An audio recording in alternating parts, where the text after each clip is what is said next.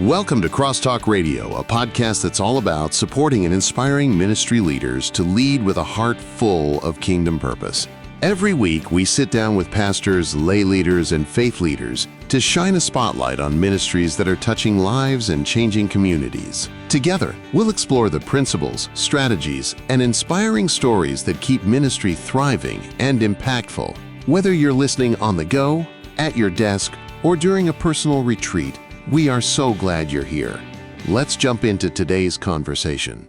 We want to welcome you to Crosstalk this week, and we're glad you're joining us. I have a friend at the table, and I mean that. Carter Creek Baptist Church in Muhlenberg County has been with us quite a while in relation to missions and ministry. Their pastor, Brother John Day, formerly known as Butch by some. And still. We're at the table today because I want to talk about the process of missions and giving and the participation of a church and what that looks like. Brother Butch, in relation to that, Carter Creek's a giving church, and we say from HR Ministries, as you're listening, we're grateful for the churches that do give to us on a regular, consistent basis and support us, because that's the foundation. I know others give from time to time and for special needs and events, as well as you all, but that constant, consistent giving helps us be able to accomplish much more. So you all have two methods, so to speak, that I'd like to talk about. And one of those is what we call cooperative giving, and the other is independent giving or direct missions. I call it accountable giving. Accountable missions, okay? Is what we like to call it. So it's both and. Mm-hmm. So why do you do those two things? Why do you do both? Harold, let me tell you, Carter Creek is a very missions emphasizing church. We normally give about 38% of everything that comes in to missions. And we've always been givers. We're an SBC affiliated church. We've always been givers to the cooperative program. We give lots of money to Annie and Lottie, and especially Sunrise, lots of money to Sunrise, and we're firm believers in that. But several years ago, it was kind of instilled into us that we needed to be helping some folks that we could talk to. I remember one year, some people asked us if we would like to have some missionaries come through the SBC to speak at our church, and so we requested, bring them on. When they come, we want them to come to Carter Creek. And nobody else was asking for missionaries to speak in their church, and so of that week of missions emphasis, we didn't have a single person come. They were invited, we wanted them, but they didn't come. And so it's kind of moved us to the area where we like to support folks like HR Ministries and several others. And then once a year, we have a Bible conference, and we invite them to come in. And other times during the year, they'll come in and preach for us. But we like for them to come and tell us what they're doing. We support them on a monthly basis. We give special offerings during the year if they're doing something special. But we feel like our folks get to know missions more on a first-name basis, firsthand, when you all come in and tell us, here's what we've been doing. Yeah, here's how you're supporting us. And that's our people like that. They like it a lot. Historically, so how did you, for those pastors and people that may be listening, that sounds unique, and it is. But how did you get to a 35 to 38% of your giving to the church going back out? How did that happen? Man, you know what? That missions giving, I think, was probably instilled in our people more so by a former pastor, and he was the longest serving pastor of Carter Creek, Brother Donnie Wilkins, several years ago. He was there in the 80s and 90s, left in 2002.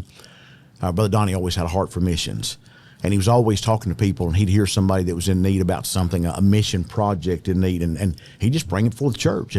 But we've got a lot of folks in our church that love missions. They want to give to missions, and so it's always been something. If it was presented, and we felt like it was a need, it was something that we could help with, our folks just got on board with it. It's just been a missions-based church. It really has been. Nothing from me, but it's all prior to me. Not that one is better than the other, but how do your people respond better to the account? You mentioned it being an accountable giving. They're happy, I'm assuming, to give to SBC and those entities, but do they respond better to giving because you do both? You know what, I think so. Just for an instance, in the last few years, when we take up a fifth Sunday offering every fifth Sunday, and whatever comes in on that Sunday goes to a specific SBC mission, whether it's Annie Armstrong, Eliza Broadus, Lottie Moon, Sunrise Children's Services, and most of the time those fifth Sunday offerings will be anywhere from $10,000 to $15,000. They'll come in on one Sunday, and a lot of times, our church will at the next business meeting we'll say, hey, let's up that to $15,000, let's up it to $20,000. Our folks just want to do that. But also, when we have folks like Harold Riley come in representing HR Ministries, or we have Brother Craig Hobbs come in representing Flame of Fire Ministries, who goes overseas and works in the United States.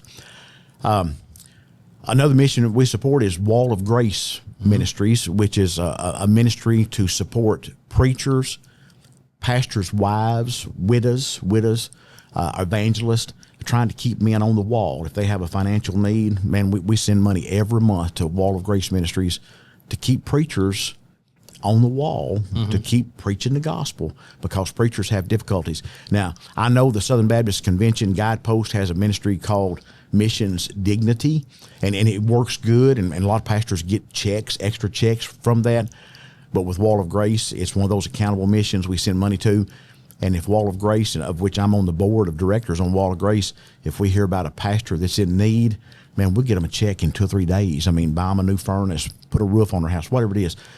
And Carter Creek likes to hear those kind of things. They like to know that they're helping people. We always say that we want to be good stewards of God's money. He's blessed us immensely at Carter Creek. We want to be like a river and not a pond. You see, when the money comes in, we want it to go right back out. Because a lot of churches, all they want to do is hoard up cash so they can draw interest on it. That's not what he called us to do. Right. He called us to be the hands and feet of Jesus. And so if God blesses us real big with a big offering, man, we want to give it away. Yeah. Because I believe that he'll bless us again the next time. Yeah. Don't hoard it up. Let it go on through. Yeah. Well, so as you say that, Brother Butch, and you mentioned several things, I want to cover something just briefly. So in the fall, winter time, you will have a Bible conference, missions conference. We do. Which you mentioned a minute ago. Why and where did that come from? So, we started that several years ago. Our church just had a missions conference back in the 90s. We had an evangelist that was on staff at Carter Creek. And, we started that. And then after he became a pastor instead of an evangelist, it kind of got dropped. But when I became pastor of Carter Creek in 2017, I wanted to kind of just get that started again. And instead of it just being a Bible conference, we brought our missionaries in to speak.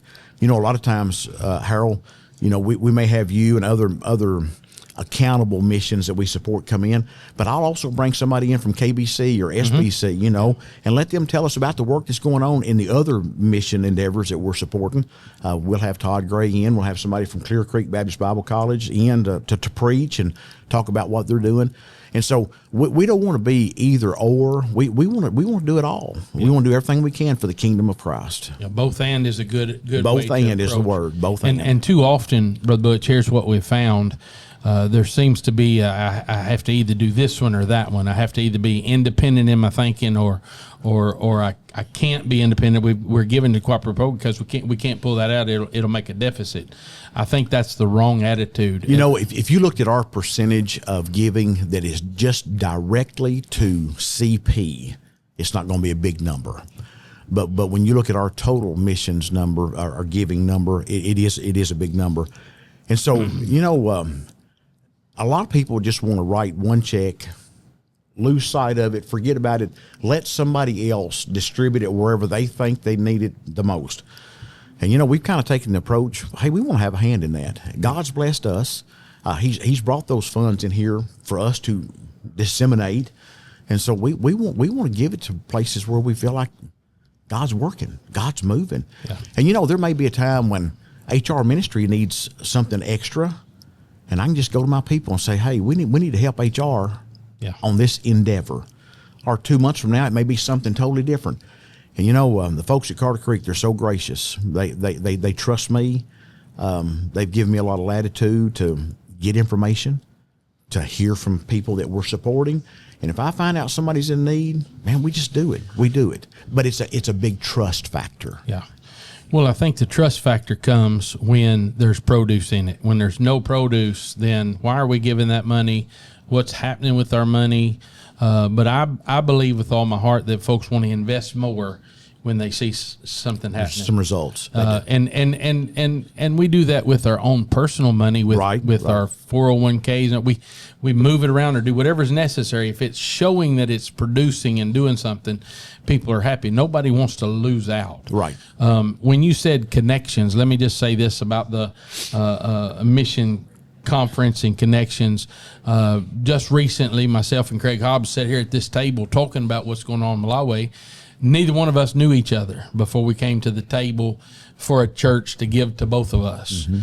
And through that process, there's just a kindred spirit. And one of the things that I would tell people is this, that when people are accountable to the churches that they're being given by, there's a spirit of unity and a spirit of cooperation. They're just that that folks want to know. It's not just a report that goes in somewhere, and I'm not disparaging that because we send it in, but somebody really knows that they were a part of what you did specifically when you went to Africa or when you partnered together or those kind of things. And one of the things that I want us to cover real strongly for just a minute is Wall of Grace. You're on the board, and let me just say from a personal note, from Carter Creek, and you mentioned a need. Not necessarily that great of a personal need, but a blessing. 7 years ago, you all showed up on the front steps of my house in the midst of a tragedy. My daughter died, and not only did you care for us, but your church gave money towards making sure we didn't have to worry about nothing. And people need to know that those things are a tremendous need for pastors and leaders and for folks that are in the midst of difficult seasons, and most churches don't recognize that. We try to support Wall of Grace ourselves in fashions from time to time, and but that's an important ministry. So why did you get on that board? And I want to hit that for just a minute, because you just came to our pastors luncheon. Pastors can't always come. We understand that. But Brother Butch, we heard some very difficult things at the table today. We did. But Wall of Grace, why did you connect to that? So several years ago, before I became a pastor, I was approached to be on the Wall of Grace board as a businessman. Yeah. And about the time that I was also approached about that, the Lord had been calling me to preach for years, and I finally got to the place of surrender. And Brother Fred Morris, who started Wall of Grace, he said I was calling you on here to be a businessman board member, but he said I like it even better that you're a pastor. A lot of times pastors are going through struggles. Churches may know their pastors are going through a struggle, but there's sometimes there's a little conflict of some sort, and they say, well, we take care of him, we pay him, he should be able to do that. And sometimes churches don't see to their pastors the way they should. Yeah. And I'm so blessed. Carter Creek takes such good care of me and my family. A lot of churches don't or can't.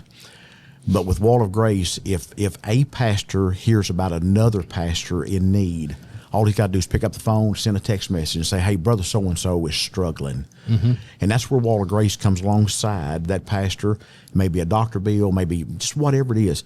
And we want to just try to help them, because a lot of times pastors have trouble sharing their needs with other folks, with other pastors. Absolutely. But they may have a good friend, a good close pastor friend that they'll share that. And so, when we find out those kind of things, we don't call, we don't ask a lot of questions, all that kind of stuff. We kind of investigate from around the outside, and then we just show up and try to meet a need. Yeah. And that's what Wall of Grace does. Nothing in the limelight, just take care of men that are preaching the gospel. Well, a lot of times the pastor won't say anything about it. They won't, because they're constantly giving of themselves, trying to make sure everybody else is in order. Right. It's kind of like, I guess, the plumber who never fixes his own plumbing. That's right. He knows he's got a problem, but he's and I know of pastors that give money out of their pocket to people in the congregation, those kind of things. Let me just say this: you said something, and I want to clarify for those that are listening. A church that can't help their pastor, there's more to it. And what I mean by that is this: if your church is in a giving spirit, money is never a problem. Right. You're right. And so it's all about the heart of the matter in relation to that. But let me just say to those that are listening today, outside of Wall of Grace itself, your pastor is vitally important, and they shouldn't have to ask. Be sure that you are taking care of them. I know some of you that are listening today do, but investigate that. Think through that. Economy goes up, pastor never gets any more raises. Circumstances are going on, pastor never gets any more raises. And we used to have a culture, you mentioned the 80s and back. My grandfather was a pastor too, and you probably remember this, but it was nothing unusual for somebody to walk by and hand my grandfather a $100 bill. A pastor, use it on whatever you need to. Yep. Well, let me just say this, and you're probably this way a little bit. Most of the time that got handed to somebody else. And so I say that to say these ministries we're talking about today are vitally important. And we'll put on here Brother Gary and them, and when we talk about that accountability, here's what I know. They have a board of several, but you bring Brother Gary to the table to share what's happened the past year, those kind of things. And I think our churches need to know you need to bring people in. Yep. I know you're guarding your pulpit. Hallelujah. But if you can't share where God is at work, people won't invest in it. That's right. They won't get involved in it, and that's vitally important. Now, through that process, let me just say this, and we'll cheerlead for just a minute. Because of the attitude in that process, I want to glorify the Lord as we're talking about this. Y'all are going through a building project. We are going through a building project, yes. Okay. And we don't have to give the numbers, but here's the reality. That hasn't slowed down on the giving part, has it? No, it has not. It has not. And, you know, we had a lot of funds to pay for a big portion of it. We're borrowing some money to pay for it. And, you know, I tell the folks, you know, I hope we pay off whatever we borrow in 2 or 3 years. I asked the Lord to make sure He let me stay to be the pastor until we got it paid off. And so I told my people, I said, you know, if y'all want to get rid of me quick, may the Lord turn loose, pay it off, you know, and you can get rid of me. I just asked the Lord, let me stay till we get it paid off. I drug them into this mess. I say that a lot, but God's been blessing us, and we're still giving to missions. We're spending a lot of money. We're building. But we're still giving the missions. And I'm going to make an assumption here. That was not a question mark in the decision to move forward and do things for the church itself. It was not. You know, the only thing that I told the church when we got talking about spending in excess of $1 million to build on and remodel our sanctuary and all this kind of stuff, I said, you know, there may be some areas where we've just added to mission offerings, add, just keep on going. I said, you know, we may have some things that we don't add as much to, but we cannot cut back on missions. Yeah. Hey, we're Carter Creek Missionary Baptist Church. And if we ever quit doing missions, we got to change the name on the front of the church. Yeah. And so we don't want to do that. We want to stay focused on missions. I also said this. We've been giving a lot of money to places elsewhere. Mm-hmm. And this building project at Carter Creek is part of our home mission. It's expanding the kingdom right there where we live, right in our community. And so it's a testimony in our community that a church is growing and expanding out in rural Muhlenberg County. Middle of nowhere. In the middle of nowhere. We got more corn and cows than we do people. Yes, I'm told that quite often, you know. Yeah. But that's a good thing. That's a good thing. Well, look, I want to close with this. We've talked about giving on purpose. We've talked about the accountability in it and the fact that it can be both and, cooperative and accountable giving. But the purpose behind all of it is basically this, the gospel of Jesus Christ. It is. So Butch, as a pastor, what would you tell those that are listening today about the heartbeat of why you give and how that they can be a part of this big program we call the gospel itself? How do you have a heart that says I got to give? It's because of Jesus. You know, Matthew 28:18-20 says, "Go ye therefore." It's not a come here gospel. It's a go ye, and so we've got to be willing to give. We got to be willing to give. Number one, of ourselves, and here's the one I struggle with. We got to be willing to give of our time, but then he says we got to be willing to give of our talents. Got to be willing to give of our treasures. And if we're a giving person, there's a man in our church, he's our song leader. I won't say his name on here, but he used to always take up the offering. And here's what he would always say: you're never more like Jesus than when you're giving. And I try to encourage our people to be more like Jesus in giving back of what he's given to us. And I want to say one last thing. as far as our Bible conference and our missions endeavors, one thing that I like to think about too is not only the emphasis on missions and giving, but when we all get together, Harold, there is a camaraderie, there is a fellowship. Yes, sir. Putting people together. What do you call, in the business world, they call it networking. I just asked you the other day, we were at HR Ministry Pastoral Retreat. One of the speakers one night was Brother Jeff LeBorg. And I asked you, did you know Jeff? How long have you known Jeff? And here's what you told me. I met him at your Bible conference. Yep. Because we always invite our missionaries in, but I always try to bring in some dynamic preachers from anywhere. It doesn't matter where they come from. We'll fly them in, drive them in, whatever. Because I want to be an encouragement to pastors and preachers. Yeah. But you told me, you said, I met him at your Bible conference. We got hooked up, and we became best of buddies. And now you all have done so many things together. Yes, sir. And you met at Carter Creek Missionary Baptist Church. Advancing the kingdom. I think that's pretty neat. Yes, sir. I do too. And so as we close today, let me just challenge you with this thought. It's not either or, it's both and. Purposefully, the giving is because we want to see the gospel propagated. And the only way you're a giver is because you've received. And the Right. question Well, that's today, good. The question today is, have you received Christ as your Savior? Yeah. If you've never done that, we'd like to talk with you about that. I would challenge you, go visit Brother Butch at Carter Creek. Any of the rest of them we're connected to, but it's not about money. Right. It's all about the fact that Jesus Christ has done something in us and for us that we couldn't do ourselves. And because of that, we want other people to have it. Amen. What happens in that? People give. Yep. So God bless those that are giving. Consider your thoughts and process. You've heard an example here that you can follow, and I'd challenge you. Remember, people need the Lord. Thank you so much for spending part of your day with us here on Crosstalk Radio. We hope you're walking away inspired to use your unique talents to serve God's kingdom this week. If today's conversation challenged you or gave you fresh insight for your ministry, we'd love to hear from you. Visit our website at hrministries.net to drop us a line, subscribe to our newsletter, or explore our YouTube channel, Cyrus Network Media, for more Crosstalk Radio episodes. On behalf of HR Ministries, thank you to everyone who invests their time, prayers, and gifts into the lives of others for God's kingdom. Until next time, lead with a kingdom purpose, stand firm in your calling, and we'll see you right here on the next episode of Crosstalk Radio.